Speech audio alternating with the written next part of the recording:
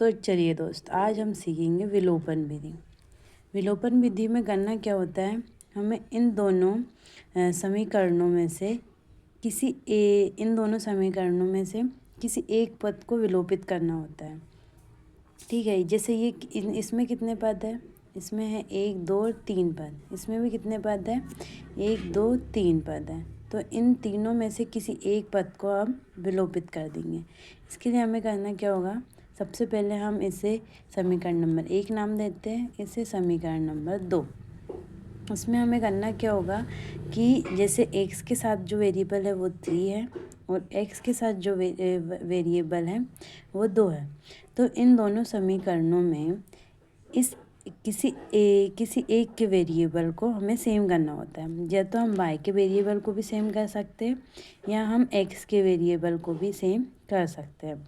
तो हम इसमें x के वेरिएबल को सेम करेंगे। x के वेरिएबल को सेम करने के लिए क्या करना पड़ेगा, 3 और 2 ये दोनों क्या है, ये एक ऐसी संख्या है जो कॉमन नहीं है। इनको कॉमन करने के लिए हमें क्या करना पड़ेगा, या तो 3 को 2 में इंटू करना पड़ेगा या तो 2 के साथ 3 का इंटू करना पड़ेगा।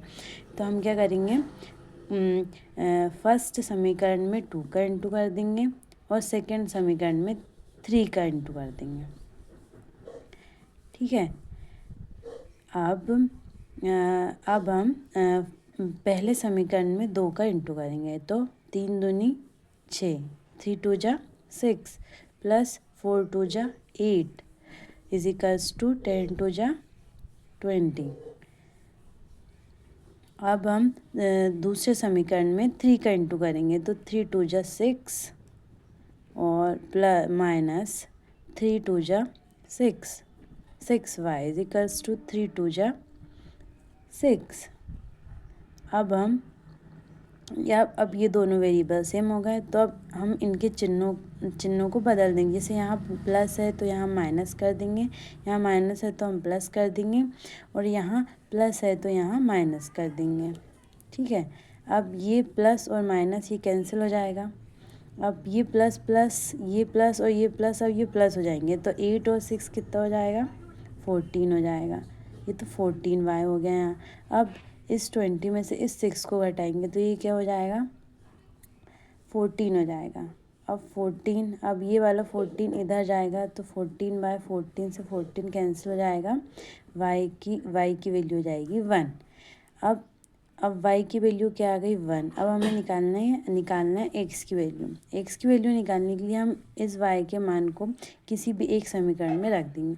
तो हम समीकरण नंबर 2 में y की वैल्यू रखेंगे, y का मान रखने पर।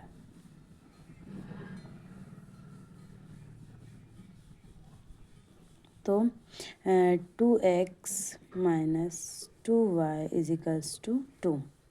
2x माइनस यहाँ पे y का मान रखेंगे तो 2 into 1 is equals to 2। 2x, ये 2 इंटू 2 1 जा 2 is equals to 2। 2x is equal to, ये वाला 2 इधर जाएगा तो प्लस हो जाएगा।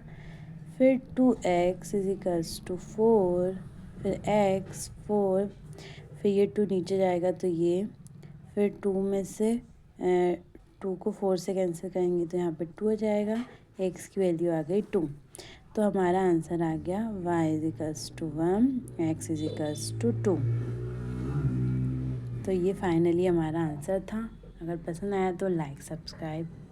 थैंक यू बच्चों।